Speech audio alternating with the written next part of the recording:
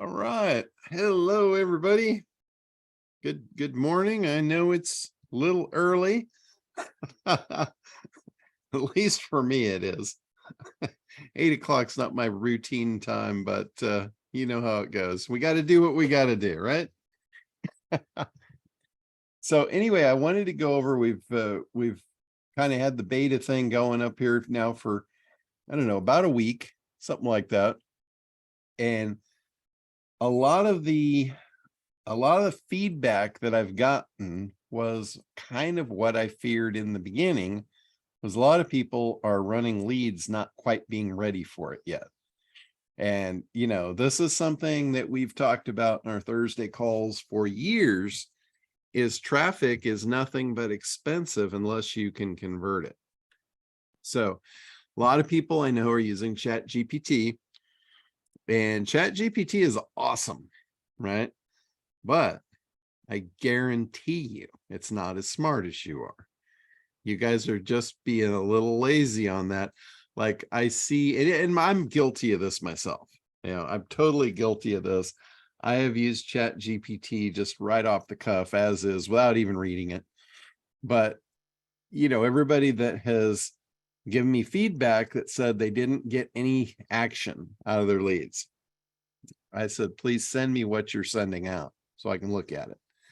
And when I look at it, almost every one of them started off with the same greeting that is it's a robotic greeting. It's like, I hope this email finds you well. ChatGPT is notorious for starting off emails with that phrase, that sentence. And I know, I've been getting these things in my email box from everybody since ChatGPT came out. And every time I see that phrase, it goes right in the trash. I know this is spam. This is garbage. This is not a real person. People are just not ready to deal with robots yet. So you got to hide the fact that you want personal communication. You want personal connection. If you're trying to move someone to action, that takes trust. That takes authority. And when you start off the relationship with a robotic phrase, that you just stuck a fork in it. So, look at Frank Kern. When Frank Kern sends you an email, it's short, sweet, to the point, concise, and he talks to you as though you know him, as though he knows you. And most of the stuff that I'm seeing is not coming across that way. So it's no surprise to me that the results are virtually nil. Now, some people have been calling, and I'm under the understanding that a lot of the numbers are bad.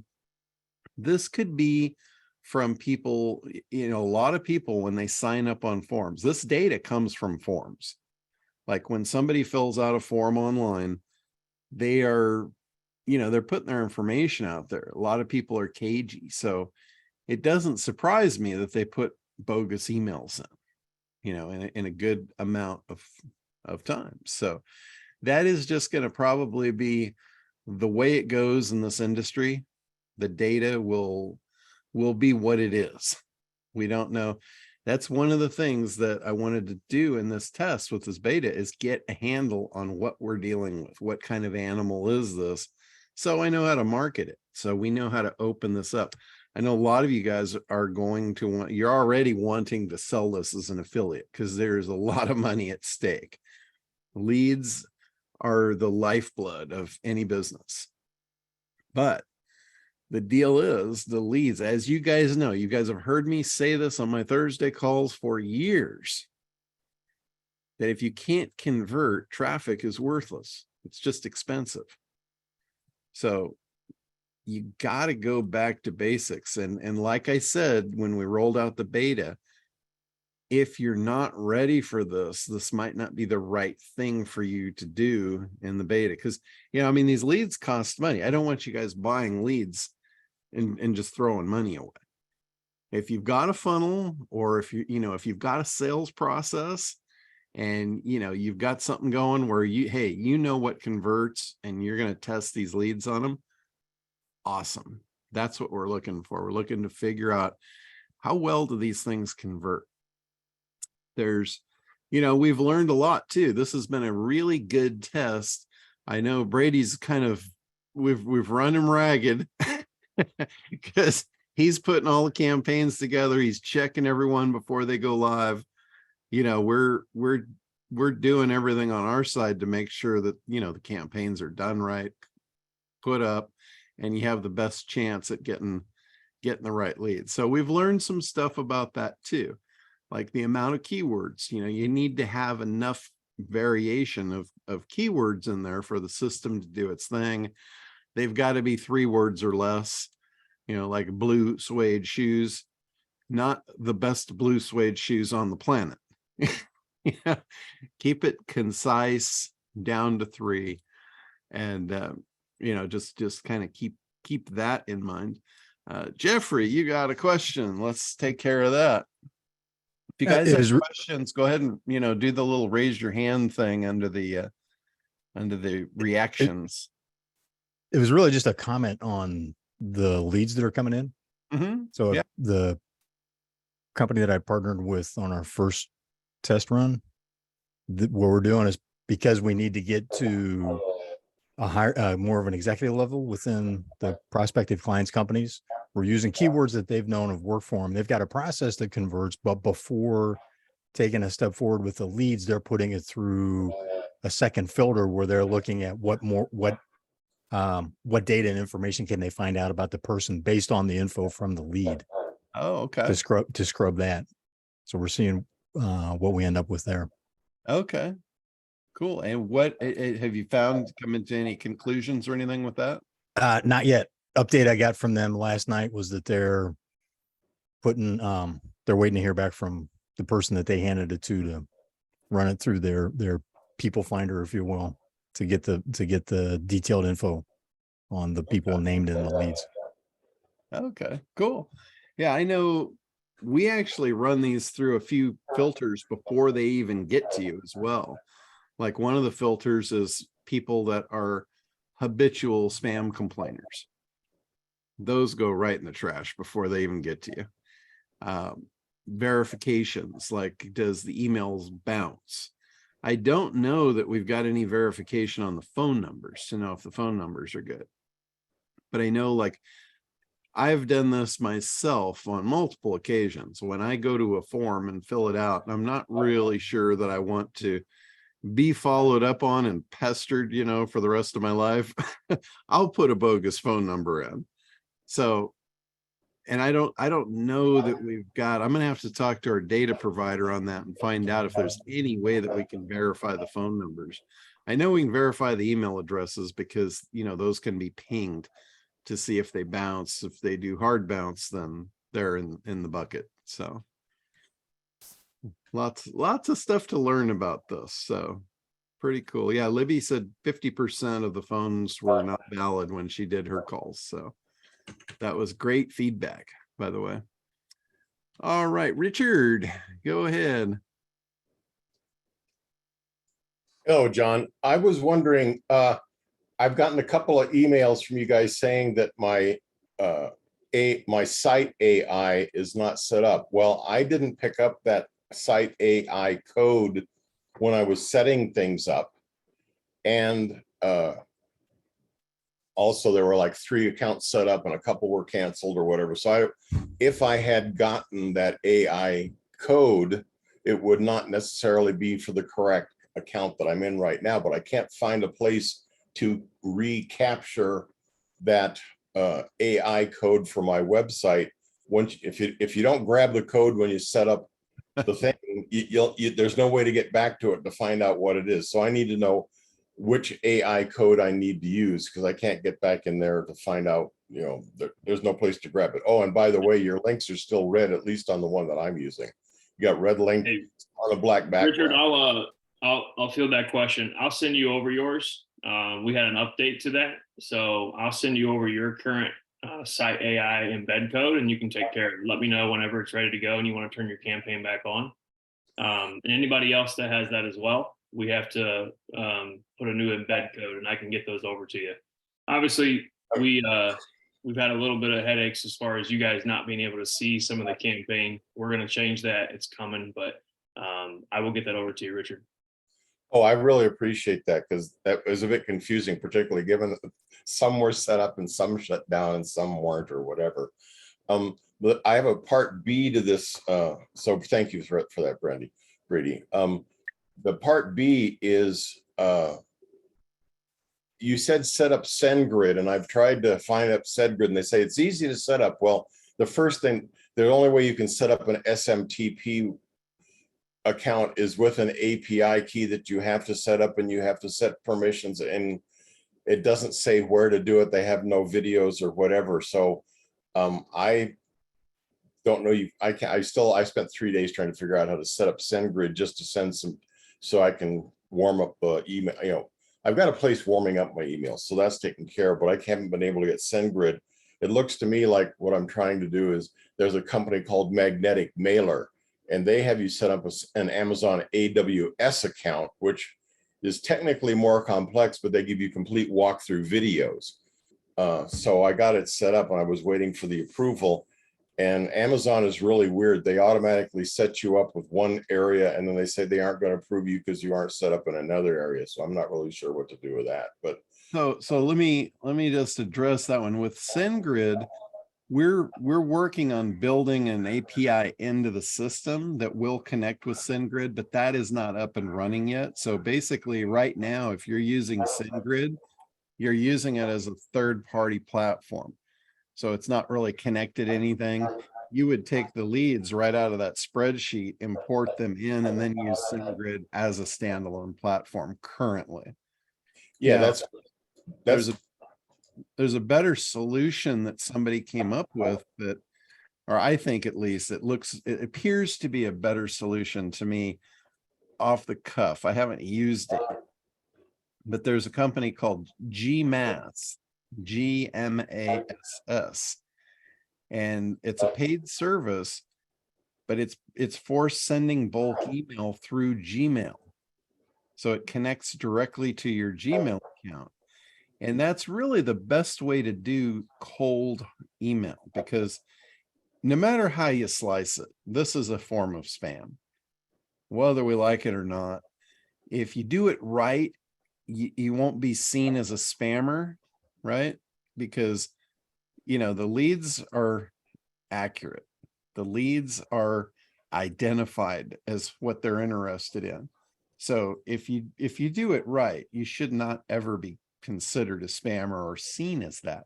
But the process, I guarantee you, the process is considered spam. So in that world, the right way to do that is using a throwaway email address for first contact. Like, you don't want to use your main domain to send cold hard email, because you can get it banned, right? If you get a Gmail address banned, all right, just get another one. No big deal, right? But you don't want to get your company email address in hot water.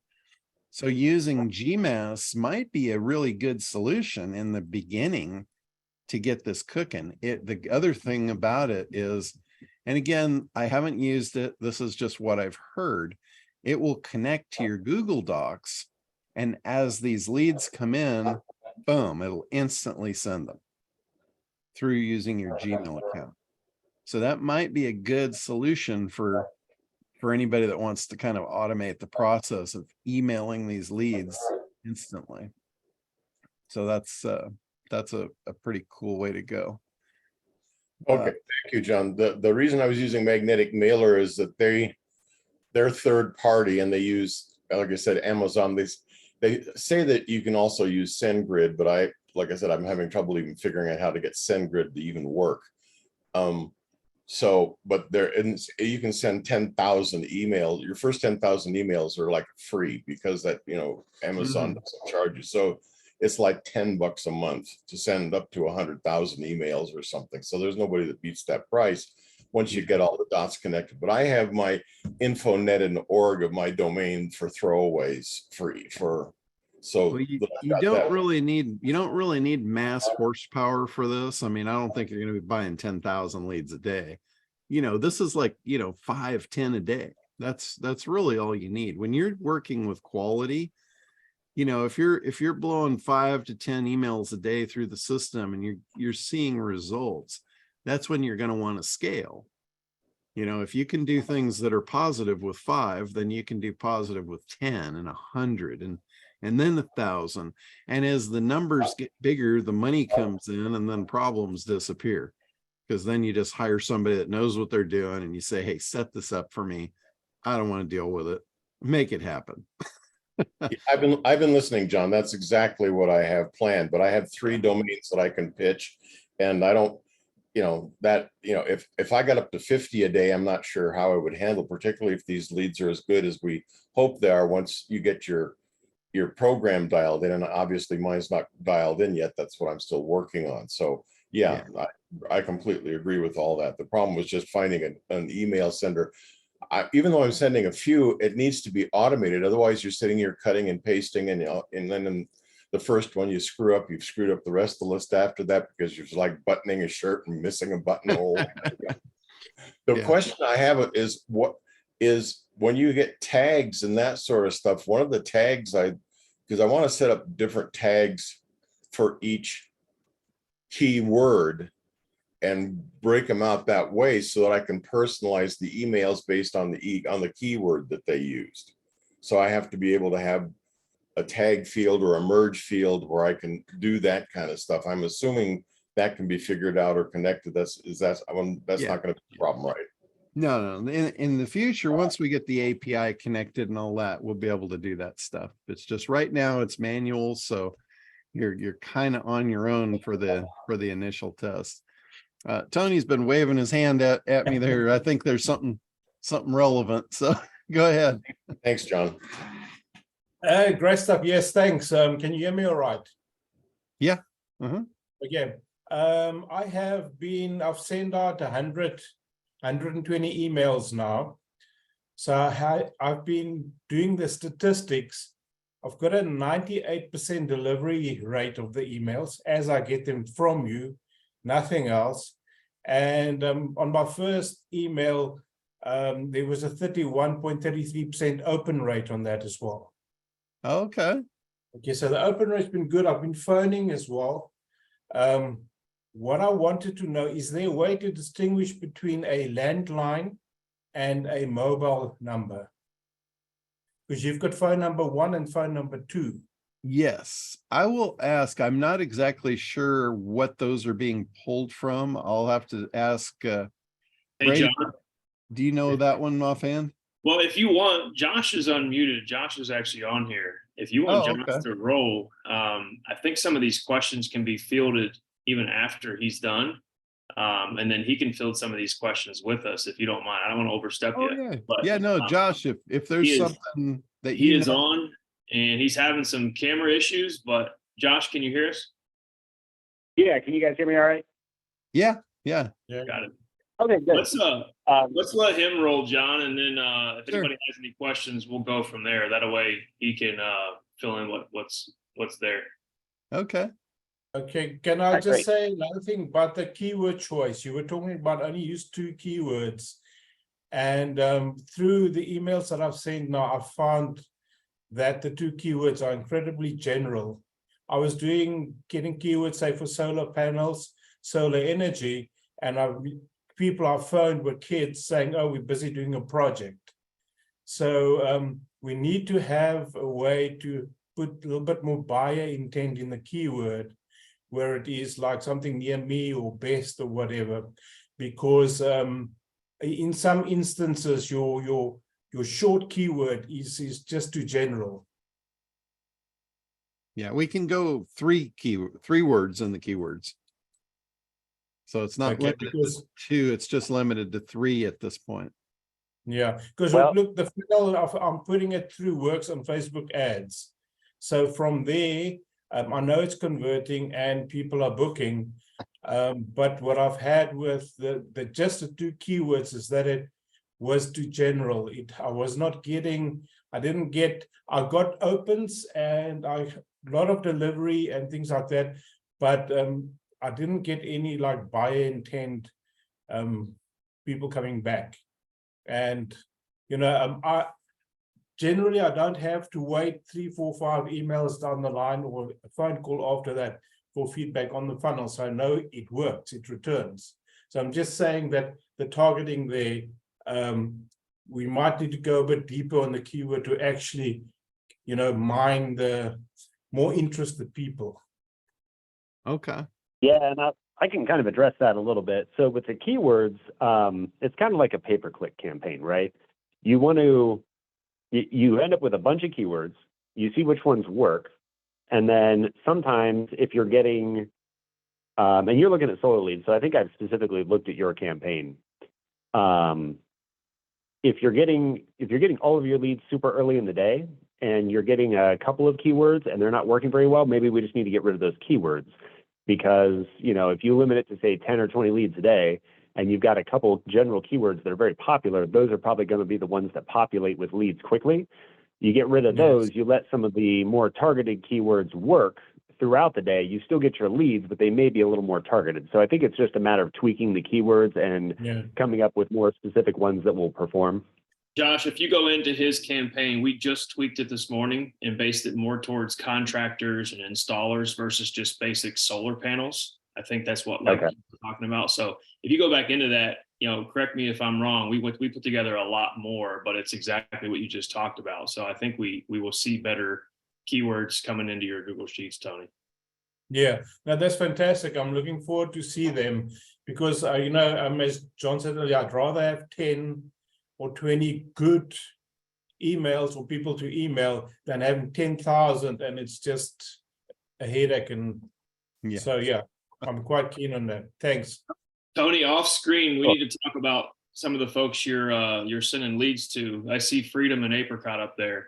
Let's talk offline. Sure. All right. Well, let me, I'm going to address a couple of the questions that I've heard and I've seen in chat here just a little bit, and then I'm going to give a brief overview of, email marketing, how to approach a cold email campaign for these types of leads. And then we'll talk about how to kind of think about the internet dominator system that we're talking about with the search AI, how to kind of position that in your mind for marketing and how to position that in front of your clients to sell it to them. And then maybe we can do some questions and that kind of stuff after that. First is the phone numbers. Phone numbers are tough because you end up with, if you want an email address, I see that email address, in our data partners, it's all over the place. People are entering in at forms, they're logging in. Those things are easy to track. A phone number, people text and email now. Tracking a phone number, because there's a lot of privacy around, do not call lists, and nobody's really entering legit phone numbers, to John's point, on forums online. Those are a little bit harder. So yeah, the phone, a lot of the phone numbers are good. Some of them are bad. There's not really a way to unless you're calling all of them, to track a specific percentage on that. And that's why the best way to approach these leads is an email marketing outreach initially, to try to convert those through a campaign. And I saw a couple questions about integrations with SendGrid. We were asking those questions, and then somebody asked about Mailgun. API integrations are coming to the system. They're in development. They take a while because you got to make sure they work correctly and you don't have control of the other systems. So those are coming down the line. Once they start coming down, there's really not a limit to which systems you can integrate with. If somebody has a preference one over the other, it's just getting that integration built and pushed to the platform. What we'll eventually be able to do is you'll just pick which email system you're using, enter your API keys for connection, and then it will just start delivering the leads to that system, and then you can use them however you want in there. So that kind of answers those couple questions. I'm going to give a general overview about expectations with email marketing, why we prefer email marketing over cold calls or anything else.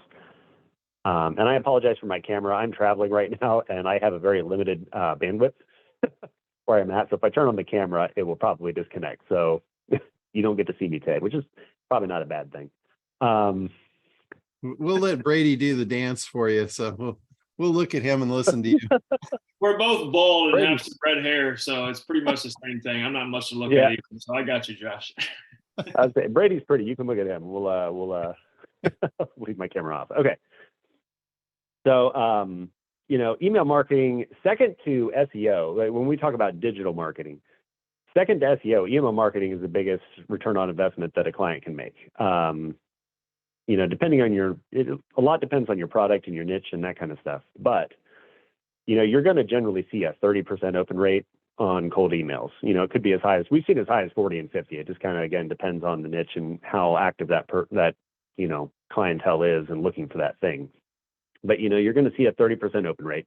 You're going to see somewhere between a 2 and 10% conversion rate, depending on how expensive the product is and, how competitive the market is. That 2% tends to be the more, expensive items. So the ROI is still there. If it's a less expensive item, you're going to probably see a higher conversion rate for your clients. But the great thing about the email marketing in this system is, you see that 2 to 10% conversion rate, but then generally, if you have good follow-up, you have good branding on, the email campaigns, and you move them to appropriate campaigns after the initial sale, that becomes a lifetime customer. So you're not just getting that initial conversion out of them for the client, you're getting follow-up conversions, additional marketing down the road for those things. And it does a couple other things with email marketing. You're not just getting an immediate ROI. More people are seeing the brand. You're getting a lot of clicks on the emails and click-throughs, which generates more traffic to your client website, which helps increase SEO, domain reputation, that kind of thing, which drives more organic traffic down the line as well. So there's a lot of benefits to adding these cold email campaigns and generating those clicks and those views, even if they don't immediately convert. All the secondary benefits are pretty powerful. But the key to these is a specific campaign targeted towards a cold outreach to these customers. They are real-time leads. They're in the market. They're searching for your keywords. Now, as we just talked about with Tony, we have to make sure that those keywords are targeted enough that, they are looking for your product in a school project, right? But that's a refinement on the campaign then. That's just figuring out what keywords you need in your market and what are people actually getting to you with. But you need a cold outreach campaign to these people, and they need to have, some warm up in there. You can't just hit them with, hey, buy our product, right out of the gate. That's not generally going to work. There can be a sales pitch in there, but let's make a value proposition on the first couple of emails. Like, hey, we see that you're in the market for this thing. Here's why our products are good. We've got a solid brand. We back it up with a good warranty or, whatever that happens. The product pitch happens to be the elevator speech there. And then, first time buyers, you could take 10% off with this coupon code, offer them some sort of increased value there to try to get them to click through and at least take a look. From there, after you get that initial open, you probably want to move them into a different campaign because they've already clicked on an email. Now you can be a little more familiar with the client, but you want to drip those emails pretty aggressively over the first couple of weeks. As soon as you get that lead in, you probably want to hit them with an email within an hour, right? They're on the computer. They're looking for these things. They need an email in the inbox. Then, you can follow up the next day, the following day. Then you kind of space it out a little bit more. Hit them on day 5, day 6, maybe day 8. Be pretty aggressive over the first couple of weeks with those emails. And then, if you don't get clicks after that, slow down that drip a little bit and move them down. You're going to see clicks and conversions pretty early, and then you're probably going to see them later in the campaign, just depending on the client and if they need to be warmed up to the brand or if they're, actively looking for that thing and have made a decision to purchase. I wouldn't probably drip these emails out more than, say, 3 months, just because after 3 months, it's not likely that they're going to continue to open and see these emails, and it's going to start damaging email domain reputation because you're sending to folks over and over again. They're not opening. You drop your open rates. So those probably need to move to an inactive campaign that's a slow drip that's, kind of separated from your main send. Outside of kind of those suggestions, it's very hard to get further into the weeds on suggesting email specific things just because it depends so much on what the product is, what the price point is, how established is your email marketing already, what's your domain reputation, all those things kind of get into the weeds of it, and we really can't give individual advice on that. We're focused on providing, contact information for customers that are in the market in real time. We get you those leads.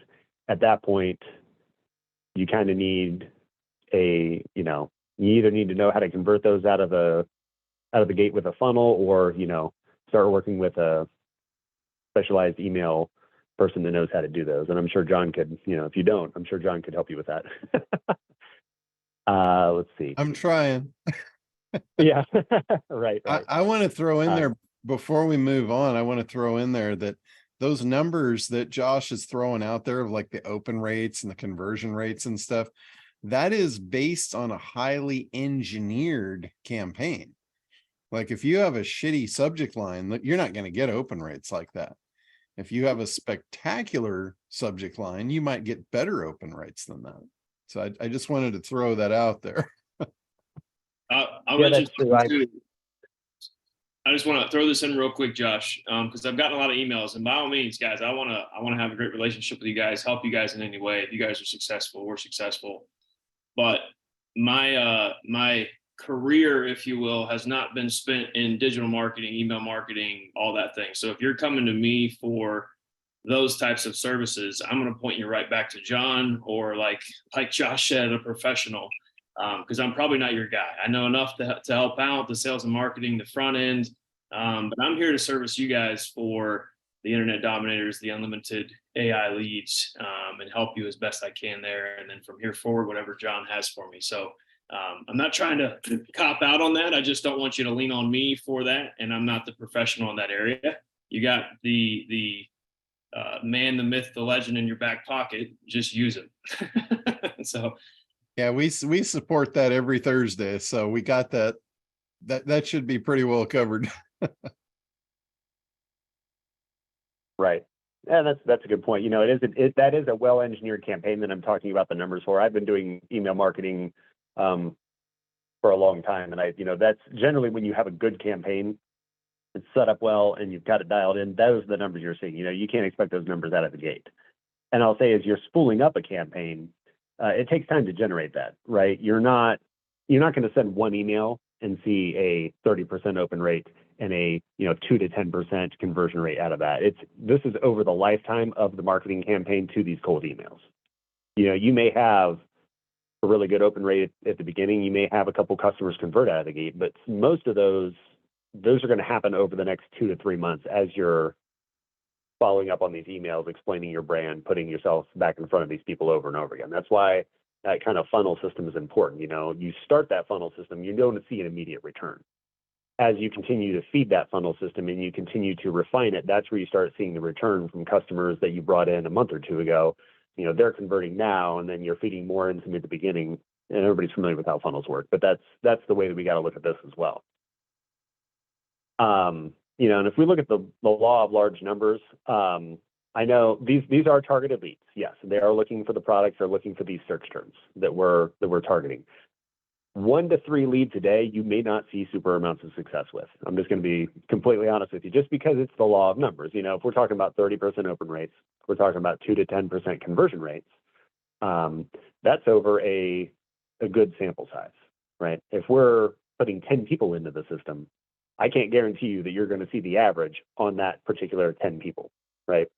If you throw 100 or 1,000 people into the system, yeah, you're probably going to start seeing the average returns from that sample size, but it's got to be a little bit bigger of a group. I'm not going to dissuade you from taking 5 to 10 a day. That's several hundred a month, right? I mean, you're going to start to see that. But 1 to 3, you're throwing 30 people into the system. I don't know if that's actually going to, if you're actually see the averages on that 30 group of people.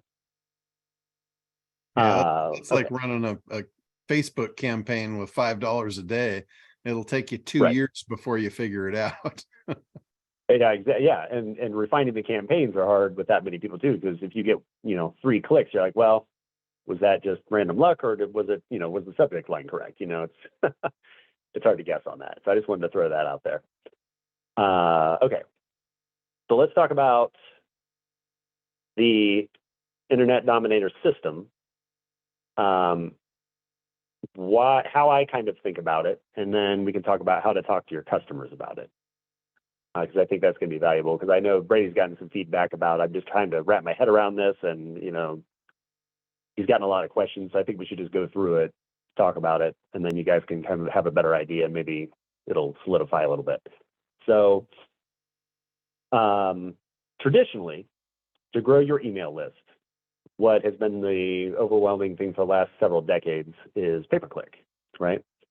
You go to these search engines and they say, for a couple bucks, we'll display your ad to 1,000 people, which sounds great. And then, if those people actually click, well, you're gonna have to pay extra money for that. And what I found is, on average, you're going to pay about $3.12 for 1,000 impressions. Now, granted, some industries are way more expensive, some are a little bit cheaper, but on average, those are the statistics they give. You're spending a little over $3 for 1,000 impressions, and each click is about $2.60, right? And so, on average, you're going to see 5% of those 1,000 people actually click on the ad, and then by the time they get to your website, they look around, they're either going to fill out a form, maybe they buy something, you're going to convert maybe to 2% of those, right? So out of those 1,000 people, you get 50 to your website, you convert 2% of them, so you're getting, 1 or 2 leads or sales out of that. Now, on average, that's going to cost you about $133 if you're the end customer. So you've got 50 people landing on your site, maybe you're collecting an email address or two. $133. We could just tell you who those 50 people are. We can give you their email address, their phone number, their mailing address, their name, and it'll cost you $100. Josh, it was a Right. lot worse for me because I was getting leads through pay-per-click for SEO software, and I was paying an average of about $18 a click. Yeah. By the time I was done, I was paying almost $900 for a lead. Now, because you're getting 2% conversion or a little bit better, and $18, that adds up quick. Yeah. So this is like incredible.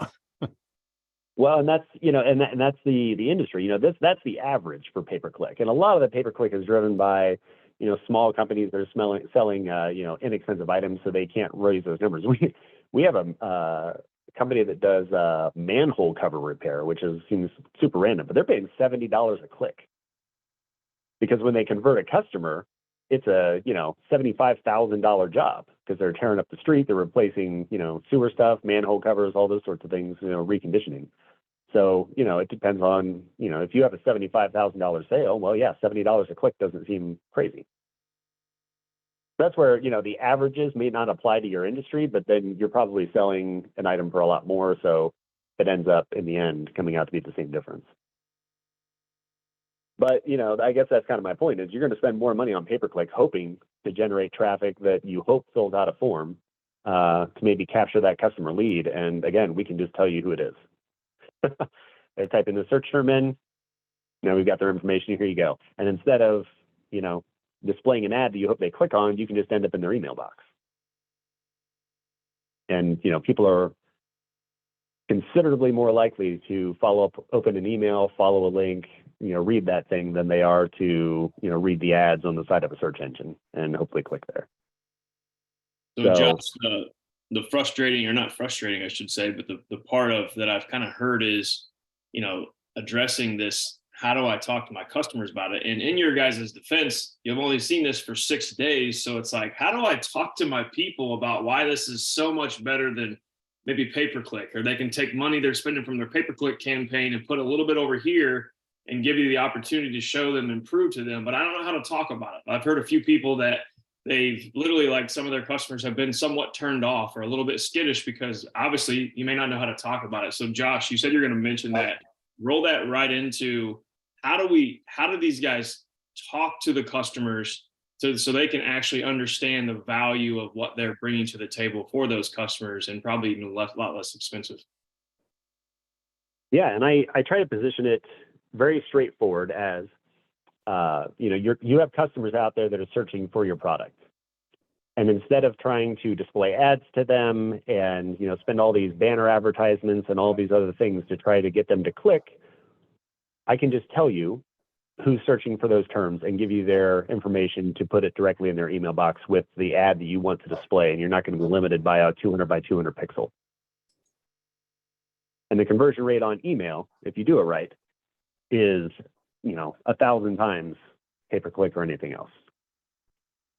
So usually the pushback, when I hear pushback about like search AI, it's usually not because the person didn't understand what I said to them. It's because they didn't believe what I said to them. Right? When I tell you, well, I can just tell you who's searching for that, and I can give you their name, their address, their phone number, and their email address, and you can shoot them an email. They say, well, yeah, but how does that work? How do you know? They start pushing back with like they don't understand, and I think it's just because they can't wrap their head around initially what I'm telling them that the system does. But I will tell you without any equivocation, that's exactly what the email or what the system does. People are searching for these search terms. You tell us what search terms you want to monitor, and then we'll tell you who's looking for those search terms in real time. That's exactly what it is. Now, if you get pushback, you get people that aren't sure about, you know, this thing or that thing for other reasons. We have another tool. It's called Site AI. And they're probably running pay-per-click campaigns to drive traffic to their website, right? That's traditional marketing for the last 20 years. Like everybody's familiar with it. So how much of your traffic that comes in actually converts? How much do you sell? How much do you collect a web form to get their email address? It's probably in the range of 1% to 2%. What if I could tell you the name, email address, and phone number of all the people that are landing on your website? That's Site AI. And I think it's a pretty quick jump once you get Site AI on a customer's website and they start seeing those leads come in, they can fill right into their email campaigns because those are even more actionable, right? They're actually on their website. Like they came there themselves. Once they see those leads start to convert because, you know, now instead of I'm getting a couple people a day to fill out a form, I'm now getting, you know, 40% of the people that are hitting my website to email. Now it's easy to say, well, you know, that same tool exists out with search where we could just tell you the people that are searching before they even hit your site. So those two tools aren't mutually exclusive, and both of them are very powerful in their own ways. You know, if you're already running campaigns, Facebook ads, pay-per-click, generating traffic to the website, even just SEO, that's getting organic traffic, you want to know who those people are. I mean, a visitor, that's like a customer walking in your store, right? They're on your website. I mean, for $1, we can tell you who they are, which is, I think, a pretty good deal. It's like, you know, you go into Walmart and they've got the greeter and the people there to help you. Well, it's kind of a similar thing. You know, you got to pay a little bit for your staff to help the people that are in your store. But the search ID, again, it's very straightforward to explain. People are searching for these terms. You tell us what terms you want to monitor and we'll tell you who they are. And then you can start emailing and marketing directly to them. And again, the pushback is usually because people don't believe us on the first blush because it's new. Right. And it's a little bit cutting edge. That's a lot of bit cutting edge. And it takes people a minute. But this I is, think that's this where the is the pushback thing comes from. that's going to set you guys apart when you go to your customers and you've got something they've never heard of before. That's really powerful. You know, like Josh says, the biggest thing is going to be for you to explain it in a way that they understand it and believe it. Because it's kind of hard to believe, right? It's like that too good to be true type of thing.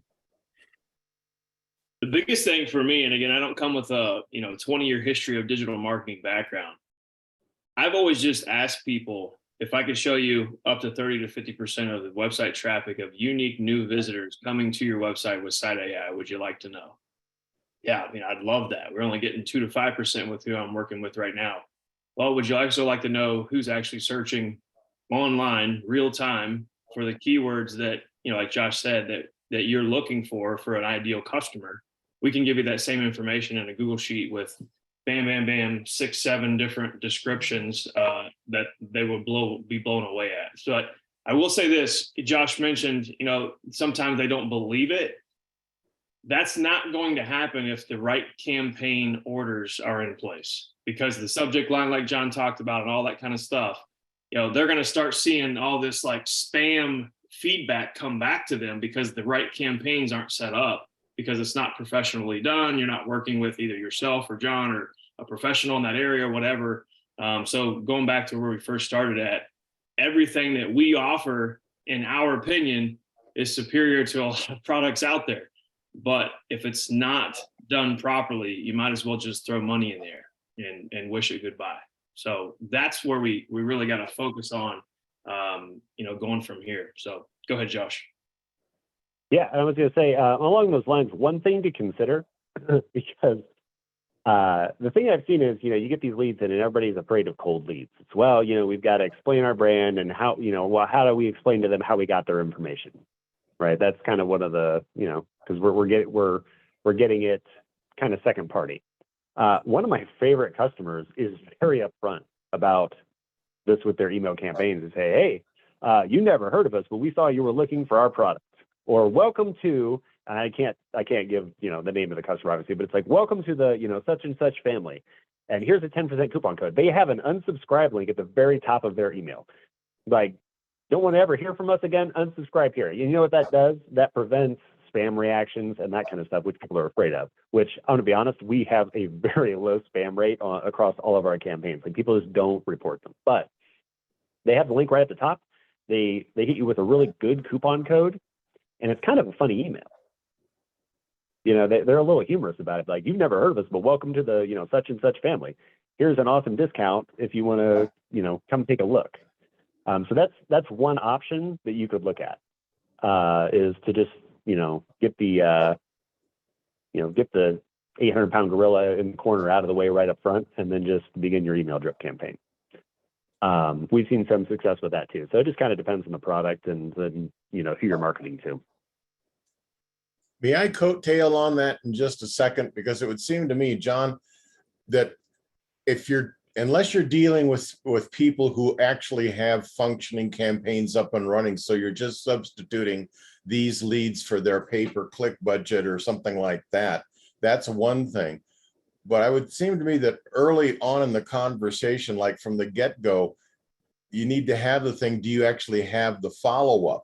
Because if they don't have the follow-up for those additional touch points, they aren't going to convert people. So you need to have Kartra right there with some structural campaigns in place, so you can say, okay, I'll sell you the leads, but you need to have this also to do the follow-up on the leads. Otherwise, you aren't going to get conversions. I mean, that to me seems like it's got to be, peanut butter and jelly, but I don't know if you're trying to sell them two things at once out of the gate. What's your thought on that, John? Because the follow-up is what makes it work. This is just a door opener, Richard, and you shouldn't really be selling stuff to anybody that can't use it. So, I mean, I've always said this, traffic is the last piece to the puzzle in marketing. So you don't want to sell a traffic item to somebody that doesn't have the other pieces in place. That's just going to end badly. So that's just a no-brainer. That goes to the ACT core program. That's just a core function of ACT. Now, another thing too, I wanted to piggyback on what Josh just said, is putting the unsubscribe up at the top. Another thing that's really effective is putting a link to report this as spam. And guess who the link goes to? Sends them to a form to send that information to you, not the spam authorities. So that was one of Perry's favorite tricks from way back, like 10 years ago. He was doing that. He's like, report this as spam. And he would get the funniest responses of people because they could actually fill out, and he would allow them to vent. And he would take those people that vented on a complaint and he'd turn them into customers. So just something to think about. All right, go ahead, Josh. Yeah, no, that's brilliant, actually. I got to put that on the list of things to recommend. I was writing that down. Okay, let's see. So, I mean, yeah, the system is fairly straightforward to explain if you have your mind wrapped around the fact that it's just search. It's just identifying who is searching. You tell us the keywords, we tell you who they are. From there, yeah, you need to have email marketing in place. You have to have, a good way to brand it. You have to have follow-up so you can turn these one-time customers into repeat customers, because that's the beauty of email marketing. You're going to get a good conversion rate, and you're going to turn those into lifetime customers. So not, it's a $2 lead. If you're going to convert 10% of those, a customer is going to cost you $20, right? what's the lifetime value of your customer? I guarantee it's probably more than $20, especially if you have good follow-up. You know, a company I used to work with, you know, our average customer spend was $200, but that customer stayed with us for 3 years, and they usually bought every few months. So we knew the lifetime value of a customer was like $4,000. You know, you do the math on your margin. You know, you're going to bring in $4,000. If you got a 50% margin, if you spend less than $2,000 on a new customer, you're making money. You have to have the systems in place to do that. But a $2 lead for most companies, if you're going to convert 10% of those, that's nothing. I mean, you know, like, you know, I'm seeing in the chat here, you got $50 a click keywords. Like $50 a click, you're going to get 2% of those to hopefully fill out a form in your website. You know, that's what? That's $1,000 for each customer. I'm going to tell you who it is for $2. I mean, yeah, you're not going to convert every one of those. So, you know, 10%, it's going to cost you $20. I mean, $20 for a new customer. I mean, how many can I buy? I mean, so, I mean, that's kind of the thing, positioning it with customers and talking about it. You got to make sure they have the systems in place. But once they get it, and once you explain it that way, it's just how much money can I feed into this system to get enough customers in to, you know, how fast do you want to grow? It's also, that's the beauty of it.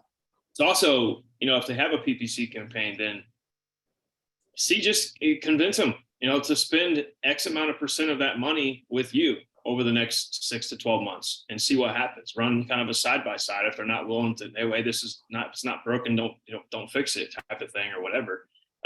But I think you guys kind of see the value. I'm glad, Josh, you had some notes and stuff taken down, and we can all work together. But Josh, if you don't have any other nuggets, if you will, it is 11:52. Michelle and Libby have been extremely patient. Their arms are tired because they've been hanging it like this the whole time. So I want to make sure we get to them. But their traps are like screaming right now because they raised their hand for so long. So go ahead, Michelle. Hey, John. So my question is regarding strategy, because I missed last week's meeting. So I'm trailing behind a little bit on getting my campaign set up. I was trying to get it set up yesterday, and then the questions kept popping up, and I'm like, well, let me just hold off until I get a little bit more clarity. But when it comes to me setting up, like if I send people to Revealio.com, on Revealio.com on my homepage, I try and segment because I have a software development side, which is, you know, we'd like to start focusing more on the VR, right? And then we have our augmented reality existing tool, and then we have our video creation services. Those are my 3 dominant. So it's obviously very different. So I'm assuming I could have multiple different types of keyword phrases that would help drive the traffic there. But then how do I differentiate the leads so that I can set up different campaigns so that based upon, I guess I'm just kind of asking, can I have more than one campaign going? Yeah. Okay. You can, and the other thing about this too is each campaign gets a Google Doc, and all the leads go into the Google Doc. And one of the columns in the Google Doc is specifically what keyword they came in for. So you don't have to have a bunch of different campaigns. You could have one campaign, you could have all your keywords in there, and every lead is going to be segmented by the keyword they came in. And I could potentially automate that through like setting up that column and then identifying those keywords as tags, right? Or something like that. Absolutely. Because if you're importing that data into a system, you just pull that column in as the tag. All right, cool. And then back to the Gmail thing that you're talking about, the Gmass. So my thought is when I receive, I'm sure you guys are all getting it, right? AI has opened up, like we're just all getting inundated in our email inbox with the bot emails, cold emails. And if they have a Gmail address and not a professional URL, I won't even consider it. I just think that they're just some spammer. So how do you, when you said using Gmass to send through Gmail so you don't ruin your domain URL? Yeah, I can almost assure you that goes away with a good subject line. I still don't feel like there's trust there. So I've had good subject lines that got my attention. I look at it for a second and then I see that it's not this is just me. I don't know if you guys feel the same way, but It's just we're getting hit too hard, too fast with too many. So No, you're absolutely right. But and I'm the same way. When I look at it, that is definitely a factor I look at. But it's like you've got an algorithm. Every one of us has an algorithm. And I guarantee you and I are much more sophisticated than the average person out there.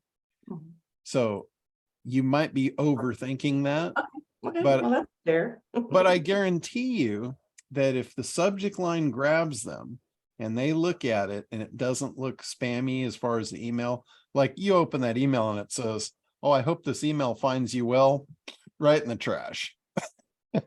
And that's what you're going to get out of AI if you don't adjust.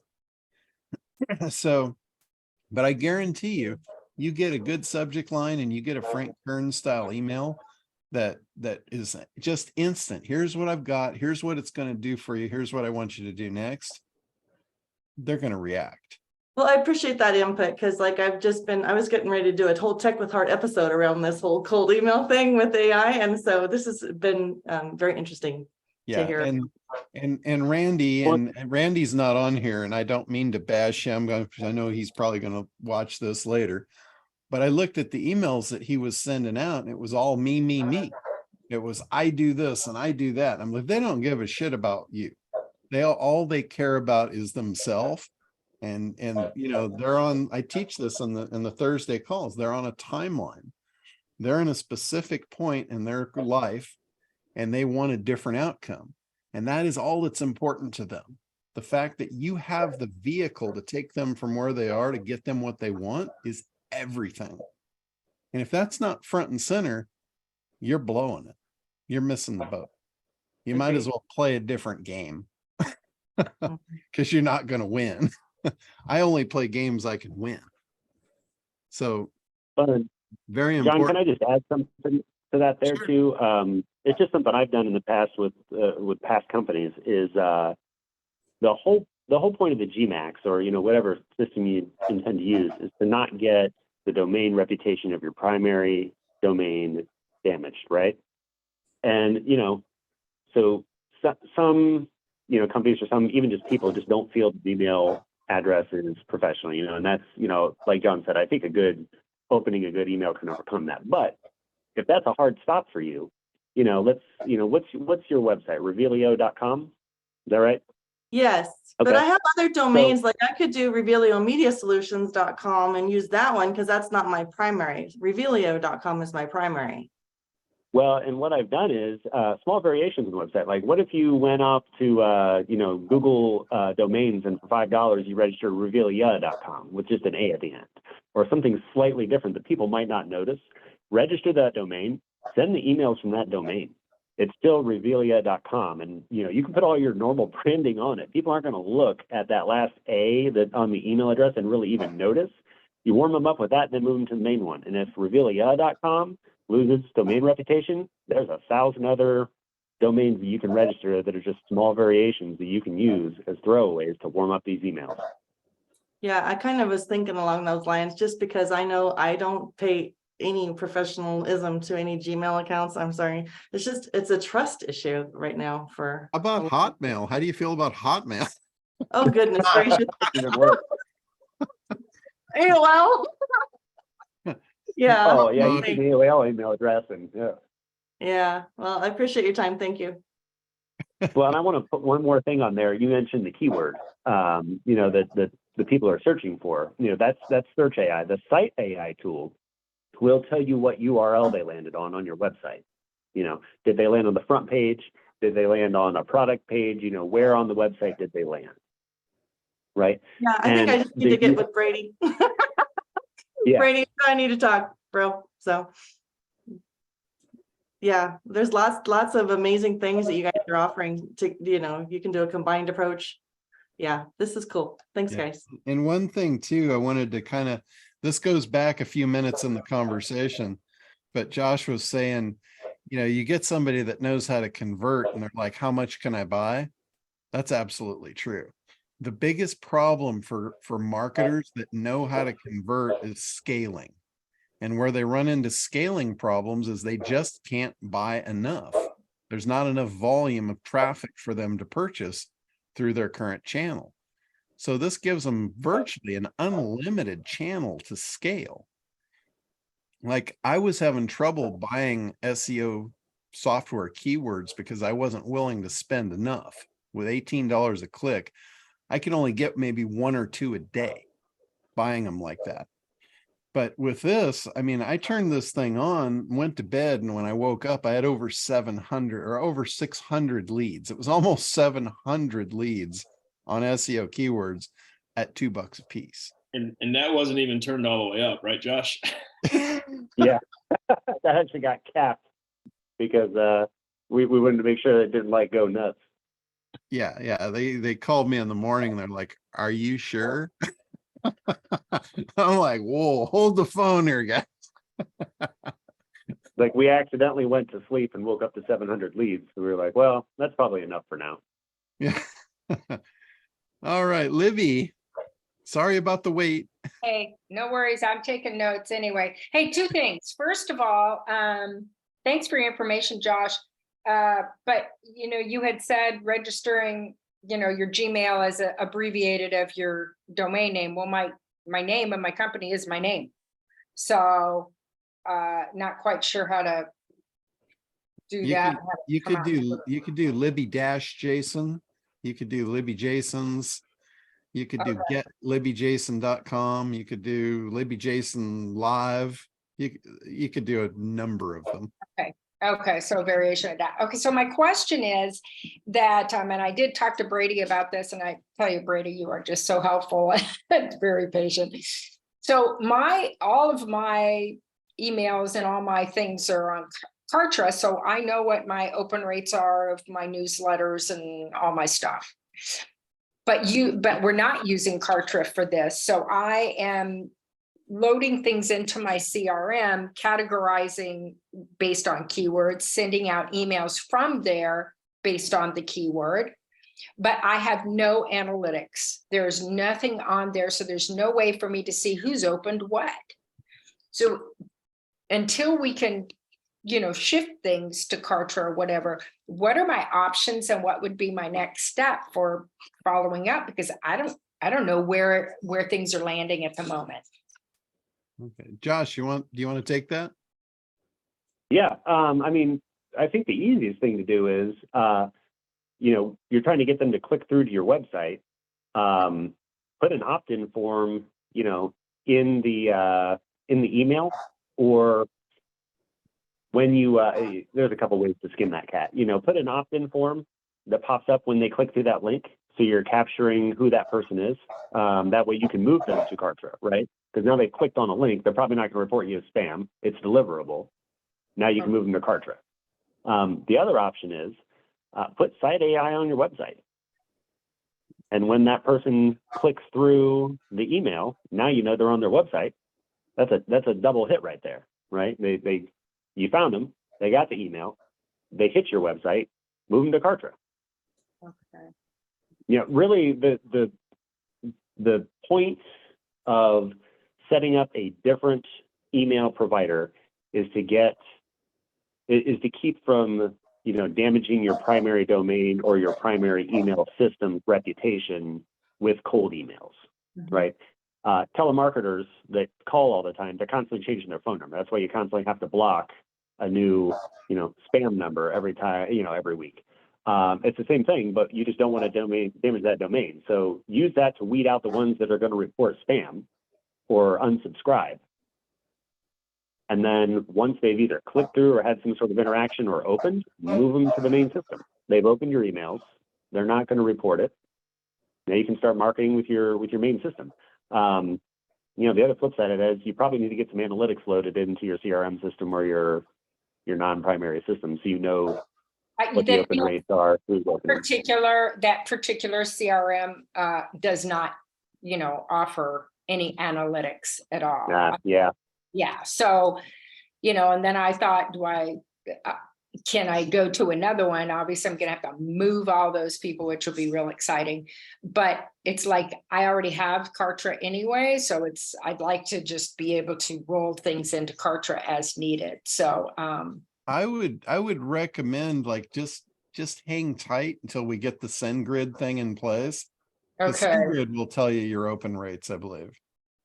And we can pipe these leads in there, have it do the cold process, okay. and then you get them over into Kartra, and then you've got all your analytics right there. So should I continue to be sending intro emails to the people that are on my Google Sheet now? Should I wait? If you're getting results and you can see it, or I if you want have no way of seeing it, so I don't know. to, okay. I would put John- I would put an opt-in link or some sort of link that would enroll them into your Kartra Okay, in the email. Let them click a link that puts them into your Kartra system. okay, Like, hey, do you like, here's a 10%. I'm sorry, I don't know exactly what you do. Like No, that's okay. we had so many people come through. But hey, here's a discount code, or here's a coupon that you can use for your first purchase, or that kind of stuff. Just sign up for more of our emails. And they click the link, they enroll, they're automatically put into your Kartra campaign, and there you go. They've opted in. got it. Okay, Yeah, okay. what you That- could do also is you could put the site AI on the landing page that you're sending them to. Okay, That way you know exactly how many people clicked the link, and then you can see based on the number of people that hit that page, how many actually opted in. okay. Then you're And creating your that's- own analytics. The Yeah, question I was that's a going good to point, ask on that, John. Thanks. John, I was going to ask on Sorry. that was what she's trying to do with that, with the site landing link. Can you do that in a Kartra page so that then it's tagged inside the Kartra system? Yeah. Oh, absolutely. That way, you see what I mean on that, Libby? You know what I mean? So you're basically, the page you're trying to get them to go and open up is a Kartra page, and you can put a tag. If they've done it, that creates them as a Kartra lead. And I think that's right. You can do that if I'm not mistaken, right, John? Mm-hmm. Okay, you'll help me with that, right, John? Absolutely. We'll get you Yes, handled. I'm tech challenged, you guys. Talked to one person. I'm not sure if I can see if they're on here today, but working with a personal injury firm, and had a little bit of leeriness about the opt-in thing. Pretty huge firm across the country, kind of rivals with the Morgan & Morgan, and didn't want to jeopardize his contract with them because they were a little bit leery. So again, educating your customer on how to talk to them, but also utilizing the site AI. If you have some sort of, like Josh is talking about, some sort of a landing page that you've come up with, that's what he uses for all of his customers, and sending them to those from the email, and then having 2 points of reference, not only the search AI to say, hey, here's my guy, and then he also clicked here, and here it is again. Here's this 2 points of reference. If you have picky customers like that, because it's a pretty big client for this guy. But that's a good tool as well to kind of double down on it. And I should have mentioned it earlier. The site AI, you can install it, and I know some of you aren't techie, but I'll try to explain it in a way that's easy to understand. We recommend installing the code for that in the header of your website, right? The header is like the top splash that's got your name that displays on every page on your website. The reason we do that is so that anybody that goes anywhere on your website, it'll identify them. But you can also set up a campaign and install that code on an individual page. So you will only be told if somebody arrives on a specific page.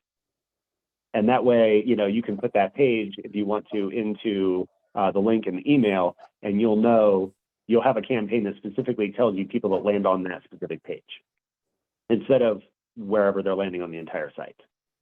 There's a lot of small things that you can change with how the tools are used. I mean, it's sometimes you can be creative and you can use them in ways that we haven't thought of yet. Brian, I'm not sure if you hear that. Your camera's off now, but I put something in the chat based on the email you sent me, but there was your answer right there. No, I don't see it in the chat. What are you talking about? Nothing's in the It chat. was a personal chat to Brian, an email that he sent me, and I sent him over an answer, but then Josh just doubled down and answered it for him. So cool. Thanks, Brian.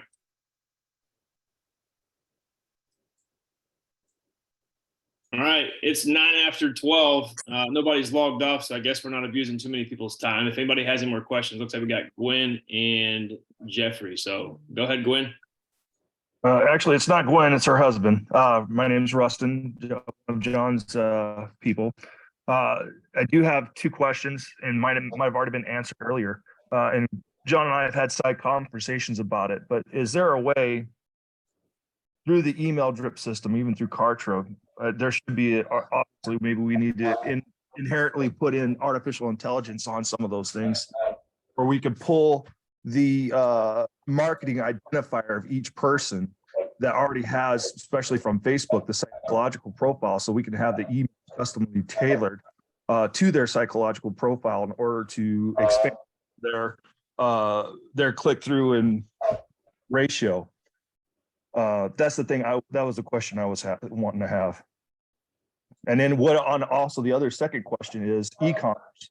Most of those guys, they don't really want to deal with emails because the percentage of people reading the emails is not always ideal for them, or how much they're paying per client that is buying their product directly off their website. That's the reason why Facebook works so well, because it's already using their psychological profile for them.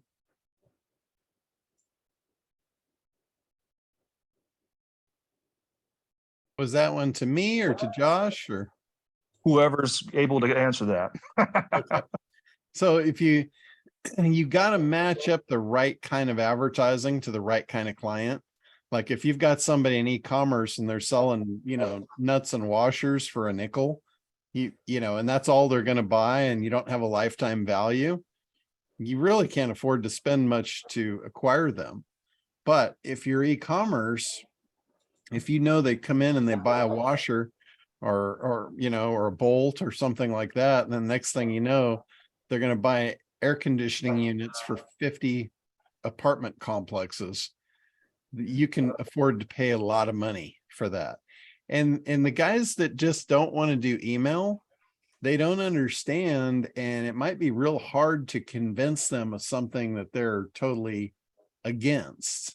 Exactly. Some of them rather have it done for them anyways, and that's what I was pulling the marketing identifiers from them that already has their psychological profile built in with that. Yeah. Like you saw that with the diesel guys when you brought in that retargeting company that specifically started retargeting based on what they were looking at. You saw what happened. I mean, their results went through the roof. Well, we went from spending $30,000 a month on marketing over 600 to almost, it was like about $680,000 a month just on sales of product. Yeah. So exactly the outcome of doing this stuff right. So the idea with this is we don't really need the psychological profile. We know what they're searching for. It's like mind reading. Well, that's the problem, right, John? But even then, with the emails, you don't have their psychological profile set up. You're not stroking their ego in order to get that purchase. But you don't. All I'm saying is you don't need it. They're already telling you by the keyword.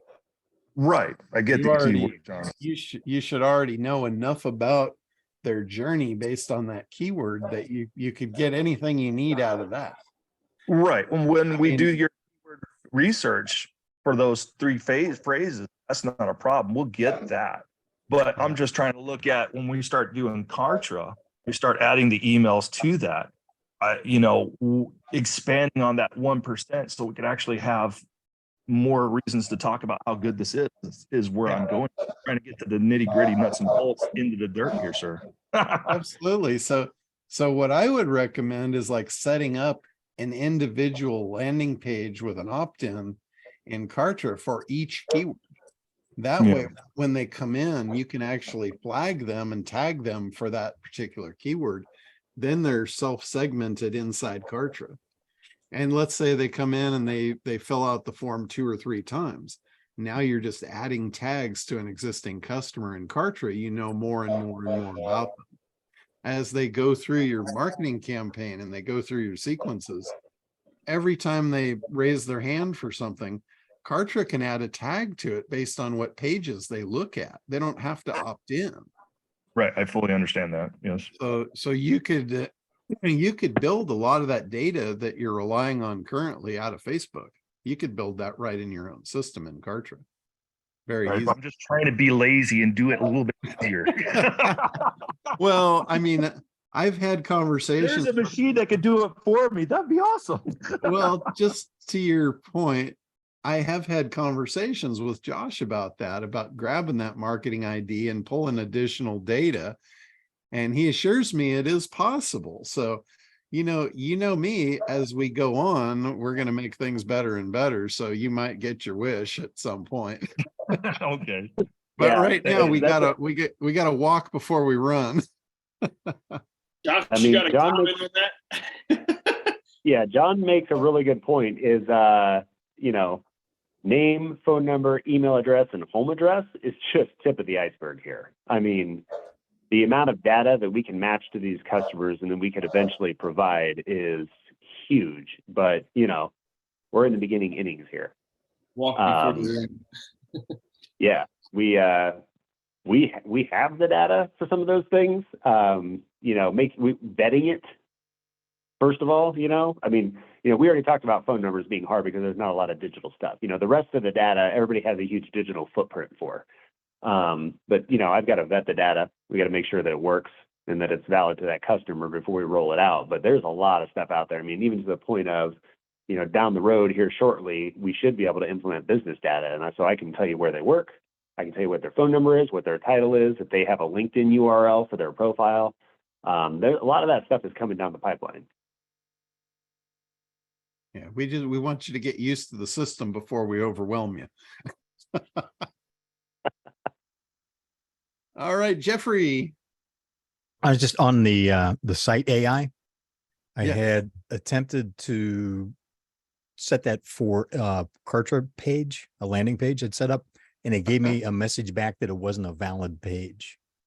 Okay, so in So- Kartra, you have to do things a little bit differently. Okay. When you plug the stuff in, there's actually a place in Kartra. In fact, on tomorrow's call, I'll show it. No, I mean, pull it up. it wouldn't let me set up within the form to create the campaign from Site AI. It wouldn't allow me to initiate that. It reached out. It looked like what it did is reached out, did a check on the URL I gave it, and then came back, said, nope, that's not a valid. But the error came from Kartra, right? No, Oh, okay. So when you I never got to the info to what needed to Okay. be put in the page.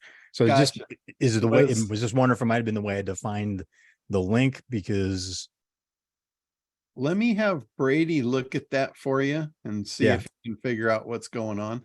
and I It- didn't bring it up with Brady earlier, and I apologize for not emailing you about that, Brady, because it just wasn't something that was, I was just looking to see what was there while I was setting up a campaign. It's not something we needed for what we were doing with our first campaign. It So could- Jeff, Yeah, and it's probably There's a lot of because you need tech to embed the new code. I can send you over the new code as well. We can see if that works. Josh, whatever you were going to say, sorry. well, I was going to say, depending on somehow websites work, you have to do things a little bit differently. You might have to use like a Google Tag Manager to implement it into the site. I just, I would need to see what the URL was and take a look just to see what. We don't run into a lot of issues like that, but some websites, because depending on the way they have their security set up and how much access you have to the HTML code, yada yada, we just have to look at it. Yeah, send me over an email because I want to get a bunch. Sure. And I'll forward it over to our team. They get enough emails as it is. That's where I'm coming into play. So I'm the call center, right? It's the filter. The email dumpster. So But I in distribute.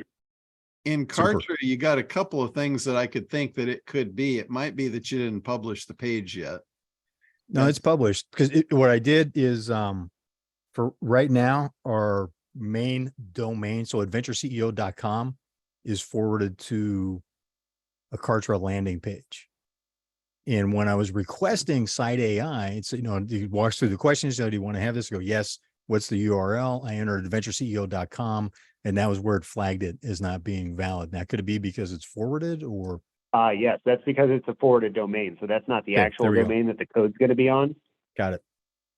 Yes. Yeah, that's correct. why so the customer, whatever URL you put in there for Site AI, the customer never sees that. Like, that has no bearing on anything other than that's where our system is looking for the pixel. So you've got to put like the actual, URL page that it's going to be on. Super. So Thank you. that's going to be what that's going to be in Kartra is that's going to be your user.kartra.com. That's going to be the domain. And then also in Kartra specifically, when you put codes in there, you have to wrap them with the brackets. And it gives you the direct instructions when you go to do it. There'll be a little balloon there that tells you what you have to do specifically. So, all right, Mr. McLean.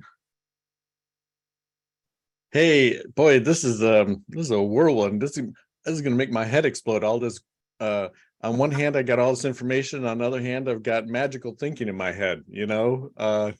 So I really think it's great. You guys, I just want to recognize Josh and Brady. It's not that you, what I appreciate is not that you know what you're talking about, but the way you're able to convey it to us.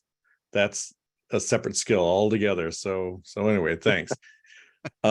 Hey, I have two questions. The first one is, and again, I'm new about this, so I'm just going to ask some really basic questions. If my target audience is, I work with newlyweds to help them with combined money, to talk about money before they develop patterns. So newlyweds, and also along that, the second is people who are doing their second marriage, on their second marriage, again, combining finances. The current state of your software right now, can it tell me, you mentioned like a phone number, address, occupation. Does it include marital status? Specifically, if they're getting married, are they on their second marriage, or do I just rely upon people that react to the keywords to determine that? Currently it doesn't. Okay. So there's a lot of information. But what you could do is what you want to do is you want to get them onto a form to answer some questions. And that's where they can have check boxes to give you that information as they pipe into your Kartra account. And you can flag them, tag them, and then off you go with the follow-up sequences that are appropriate. Like using John language, I can flag them, tag them, and bag them. That's right. All right. That's the sequence. Yeah. So I understand what you're saying. So I can use just the fact that they're newlyweds, and then using that as a draw, then segment them, like you said, first marriage or, second marriage. Okay. All right. So that's good. And my second question on that was, how do you, I know a keyword is one word, but that answers my other question. It's like, well, if I'm looking for people for second marriage, how do I make a keyword out of second marriage? But actually, you're wrong in that assumption. A keyword is typically referred to as a phrase. Oh, well, there you go. And we want them up to 3-word phrases for each keyword. 3-word phrases for each. Oh, well, that's good. So second marriage, it doesn't have to be 3 words, but that's second a marriage. Keyword, yes. So the more keywords you have, more specific it is. That was something that came up early on, like solar. Using solar is going to get you people that are not qualified. That's going to get you a school kid looking up for a school project. He's not going to buy anything. He's, but the more specific you are with the constraints of up to 3 keywords. Okay. Well, maybe something like, you said newlywed. So, and this is just, I wouldn't say you use this, but newlywed financial assistance, newlywed financial education, newlywed financial help. That's just throwing that out there. You may not use those, but that's the what they're really talking about. 1 to 3 word keyword phrases. Yeah. And here's something else, Chris. This cannot help you. This is kind of similar to SEO. And I tell people this about SEO. SEO cannot help you if they're not searching for the keywords. Right. So you might want to do a little keyword research, which might surprise you how they actually search. And if you understand the keyword research, you can leverage those keywords to actually get in front of them. Whereas if you're using a bunch of keywords, you might use 50 keywords nobody searches for, and your campaign's not going to generate many leads. Right. Which again goes back to analysis. That's right. That's where it all starts. That's where it all starts. All right. So what I've learned. Oh, go ahead. I was going to say, be very careful about industry jargon. We had an insurance company that their keyword was automotive insurance, and they got 0 leads. And I looked at it and I said, well, you know, people actually call it car insurance, right? They put car insurance in and now they have all the leads they want. So, you know, sometimes people get wrapped up in the industry jargon when they're thinking about keywords, especially if they haven't done research. Like, how customers actually search for you may be different than how you envision they search for you. Okay. All right. I So what I put, learned is that I just put industry or the search AI best practices PDF in the chat. So hopefully those that are on, as well as those that might be watching this, can actually get that. Hopefully you can click on that. I'm not sure if the recording will let you click on it, but that's our best practices, that some of the stuff that Josh just covered. Yeah, I put that up in the members area. I know you guys don't have access to it yet. I just built out the entire framework in Kartra for this. When we go out of beta and into live, everybody that signs up into the live program is going to get access to the members area, just like you do in SitePop. It'll have all the support, all the best practices, you know, all the videos will be in there, all that good stuff. So, yeah. Okay, I have one other flip side to the coin. This is for John, but it's funny what y'all are talking about. Just from what I'm hearing, it's kind of like what you're offering is like a baby. It's like, I don't know what to do with it, you know, but if I raise it right, you know, these the service you're offering, if I don't know how to hold it, you know, but if like you'll I say, become an upstanding citizen if you care for it. If you care for it, give it attention, listen to what it's saying. You know, it's like, it's crying. What does that mean? What does that, you know, like figure out what the, you know, what's for. So anyway, yeah, that's good.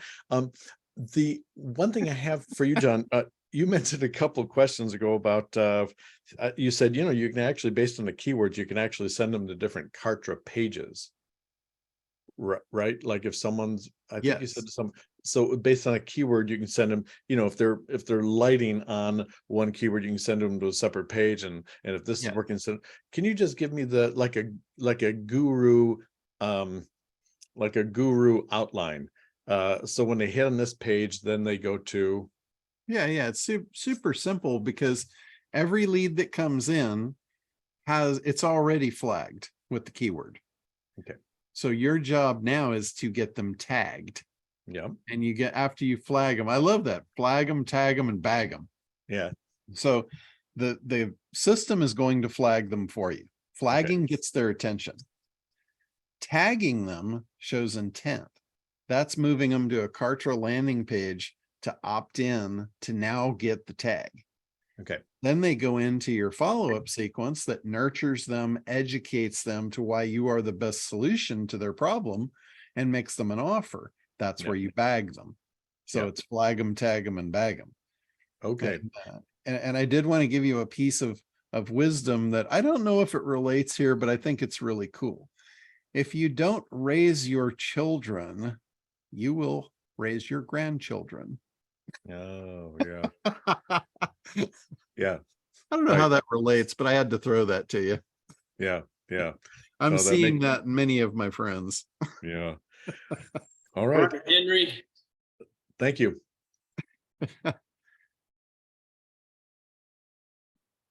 Henry, we're not hearing you here.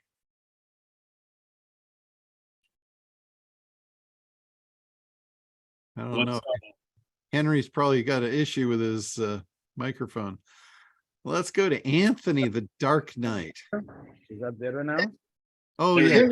Yeah, Henry's on. Hold on, Anthony. I'm sorry about it. No problem. First of all, my bandwidth is a little bit low here, so I cannot put myself on the camera. That's fine. Brady and I, we had a conversation yesterday, and it's a little bit of has to deal. And he alluded to that earlier today, because I'm into the personal injury world. And one of my customers, probably the biggest one that I have, I started running a test run a couple days ago regarding search AI. It started generating some leads. However, the biggest problem is that it's consent, because within that particular industry, that means you can get in big trouble if you initiate the call And the person didn't have any consent for them to actually receive that. Between now and then, although I have a meeting with them later on to bring some solution on the table, but between now and from the yesterday to the day, I realize, and correct me if I'm wrong, perhaps Josh can tell me, or John, if I'm planning to run a site AI campaign where obviously if they were to click on that particular, well, I'm gonna run some PPCs, but if they were to click on that particular, how would I say, ad, eventually to me, that's consent. So Yes, if they've been on your site, I would say that that would qualify as a reason for you to contact them. okay, so that part is good. I resolved that, and you just validate my thinking process here. But also you're mentioning some industries that have compliancy issues. Right. And I do want to let you know that we are saying this on a generic standard, and there might be things we're not aware of. Like we can't be legal counsel for you. We can't be financial counsel for you. You're going to have specific industries that you're going to have to be the expert in, and you're going to have to know better. If there's things that you can and can't do, we can't really advise you on that. You're going to need to be the expert in whatever field that you're in, and use common sense and use the practice that is applicable for that application. Yes, I understand, John, and I will never put you in that spot. Okay, and obviously I'm dealing with a lot of lawyers, and I'm dealing with quote unquote the devil itself. So they know best. Okay. You might want to find a different industry, my friend. Well, I think, I mean, that part of the site AI probably will solve this, and I will have a direct answer in a few hours from now, because that's what's going to be on the table. But the request that they were bringing in more than anything else was that, if we're going to do a search AI, they will need IP address and the landing page where that we get that particular lead. So, Okay. so that's what is at stake for the search. I think, for me, and I will validate it on the next meeting, that the site AI probably will do, because, I think Brady validated my privacy policy. It should be good. It tells you exactly what it is that, you consent, to get connected, to get called or whatever it is, contacted. Hey, Henry, just like John just said, Josh, I know you have to hop off here shortly, or you might have already kind of mentally clocked out because you around 12:30 had something else, but you want to, I guess, speak to that real quick, obviously the legalities and stuff. And I don't want to, make any claims, Henry, as to that's going to be verified and stuff. So Josh, do you have anything to say there real quick? Yeah, I mean, as far as legalities go, search AI, we're identifying these people. We're reaching out to them ideally with emails. Phone calls get into a kind of a gray area depending on if they're in the, do not call list or what specifically your topic is. If you're talking about medical information, legal information like personal injury, that kind of stuff, like John said, that's a whole different subset of customers that have very specific legal protections. Like, you have to have an expert in that area. Like, we can't advise on that. But, we're identifying these people, and ideally you're emailing them. If there's nothing in the email that's protected information, I don't see anywhere that there's a gray area there. Now, it may, if your customer's uncomfortable, then obviously you have to alleviate that. Specifically, I heard you say that they were asking for, with Search AI, they need the IP address and the landing page that these people came to. Well, they're not coming to a landing page. That's the thing with Site AI, or Search AI. But they're not landing on a website that we're collecting them from. We're identifying them during their search traffic. There's no specific thing I can point you to say, well, this is where we got this data, or this is what they did to get this data, because the search, their action was the triggering event. Now, if there's an industry like this or medical that a cold lead is not a viable option, then search AI may not be the best system. You may need to run a pay-per-click campaign and do site AI, so you're gathering those leads as they're coming onto your website. You're not going to gather as many because it's going to be limited by, you know, the visitors to the site, but you are going to identify most of the visitors to the site. So you're going to be able to generate a lot of traffic or, you know, leads there. But again, like, you know, the legalities of cold email outreaches, depending on the industry, is something that's outside our scope of being able to answer. Yeah, for anyone that needs that assistance, I would refer you to Chip Cooper, who he is an internet legal attorney, and his company is FTC Guardian. There's a link at the bottom of my internetdominator.com website. If you go to the bottom in the footer, there's his logo is there with a link to him. And he runs a service where he validates privacy policies and creates all the legal documentation that you need to put on your website. And they do weekly seminars covering all topics related to all the legalities of online business. So I'd highly recommend that for you. If you need that kind of help, that would be where I would send you. Excellent. That's great. You know, I think on that part as well, I probably have been covered, but I have one more question, if I may. Sure. As far as the code itself, I realize right now at this point it's embedded with the internet dominators. Are you planning to have a branded code? Yes, we will have a white label option when we roll out. Okay, excellent. Great. Thank you very much. I really do appreciate your help. Sure. All right, Anthony, we are ready for you. Real quick, we're running site pop on a client site. So would the site ID pick that up and consider that a lead and charge us for that? It might. Well, actually, no, it wouldn't. I'm sorry, I didn't hear the question. Okay, well, it's not going to do that, Anthony, because the leads would have had to have gone to a site and filled out a form, and SitePop doesn't fill forms. So it's not going to grab that data. Like, for instance, we can only grab a certain percentage of traffic that comes onto your website, because if they haven't filled out a form online, then they're not in the data system. So SitePop is not going to be in the data system. So that's not going to be a problem. Okay, that's what I need to know. Yeah, that was a good question. I never even thought about that. A rule of thumb, and Josh, you can pop in on this, but a rule of thumb is for every 1,000 unique new visitors per month, we're going to grab about 300, right around there. Could be more, could be less, but that's typically about 30% or so is what we're going to be able to grab.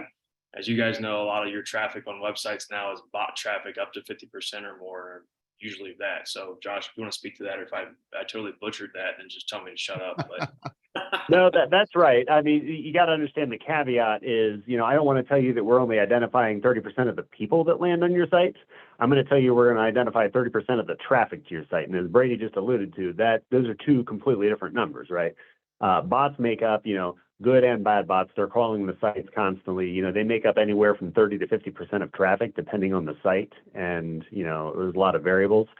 So we're going to identify roughly 30% of your site volume or site traffic in total. That includes bots. So, you know, if half of your site is bots, or half of your traffic is bots, and we're identifying 30%, that's like 60% of the people that are visiting.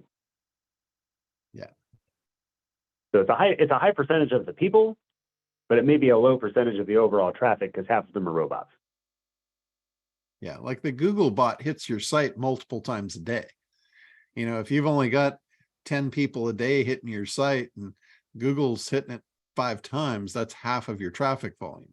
So you don't want to pay for bots. You only want to pay for real people that you can follow up with. Yeah, and if you're using anything like Google Analytics on these sites, you got to realize that they don't filter out bots. So, you know, most of the analytic companies, unless you're paying for specific software that does it, won't filter bots. So the amount of site traffic you're looking at is not necessarily real people. Probably about, you know, 50 to 70% are real. Yeah, Google Analytics is stripping out the real ones too. So the data in there is very minimal. So, all right, Lauren. Hey, how you doing? Everyone can hear me? Yeah. Switch mics for this one. Yeah.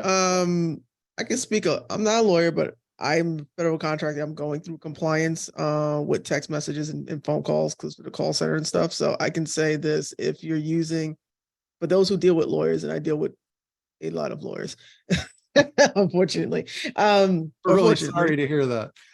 Yeah, well, it's between the lawyers or is the heads of this government department that wants what they want and don't understand. That's not how the internet works. Kind of joking there, but what you kind of have to do is what we're kind of restructuring with our clients is that where the leads come from, let's say from from the search portion of this, building a landing page and making sure the landing page is compliant when you're recollecting that information. So like, no, you don't have permission to call these people. They have to, like, literally in the compliance, it says you have to have quote unquote written permission. So, and you have to keep the IP address and you have to be able to document it. If so ever it was requested of you, you're supposed to be able to go and pull out, oh yeah, this person opted in on this day and this is their IP address. That's the kind of stuff they want you to collect, which is hilarious considering that we went through this whole thing with Google and you can't have XYZ. Meanwhile, the compliance says you must collect XYZ and hold it for 5 years. So just to clarify, anybody working with lawyers or just to cover your butts and stuff like that, I always say this: email is very forgiving. Phones are not. Yeah.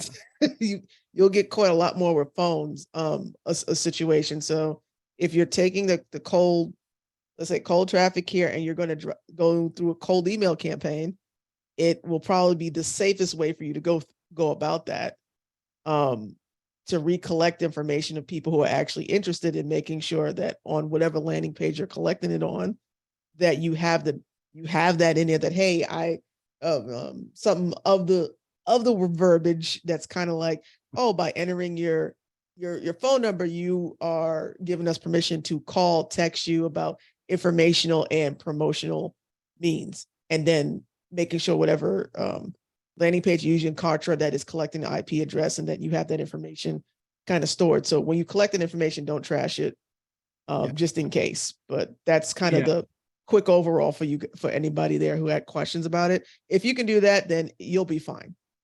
Okay, cool. Thank you for adding that. And I think the takeaway from that is, if you're at all in the legal end of things, stick to the email and forget the phone number even existed. Yeah, email is safer. Cold email is your friend. It's a lot. As someone who's going through this, because I have to, email's a lot safer. So if you could drive email and then collect the other stuff that you need and making sure you have they check the box. So therefore they signed and all that stuff, and you should be relatively okay.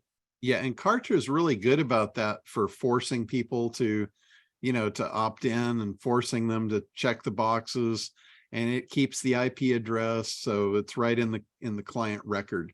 You could look it up. You just pull their record up. There's the IP that they came in from, and it stores that permanently. Well, it's 12:43. I don't want to kill the party, but Josh was needing to leave by 12:30, and he's I won't say it, Josh, but he's on vacation and he's actually wanting to hop on and make sure you guys were good to go. So Josh, I really appreciate you hopping on. I'm hoping this helps some people. We have less confusing what's going on, what do I do here, emails back and forth. But does anybody have literally any other questions while Josh is on? Because you're not going to get the same answer from me, or John maybe, but not me. If not, we're welcome to stay on and ask any other questions, but I wanted to at least get Josh the chance to cop out here and go from there. Yeah, I think we've pretty well covered, anything I could have thought of. So I think we're probably good to go. I want to thank you too, Josh. That was very helpful to get your perspective on stuff too, because for you guys that don't know, Josh has been doing email marketing and been in this industry probably as long as I have. So you got some power behind you here to guide you. Thanks, Josh. Yeah, you guys are welcome anytime. Take care, man. All right, You too. guys, we will go ahead and wrap up for today unless there's anything else you want to pop in here before we close the door. All right. Well, hey, thank you all for coming on, and I look forward to this adventure with you all, and let's move forward and conquer. John, will you be forwarding this out or putting it anywhere where everybody can see it that wasn't available, I'm assuming? Okay. Yeah, absolutely. The email will go out once the video is rendered and everybody will get access. Okay, cool. All right, guys. John. Have a great Wednesday, and we will see you soon. Thanks, John.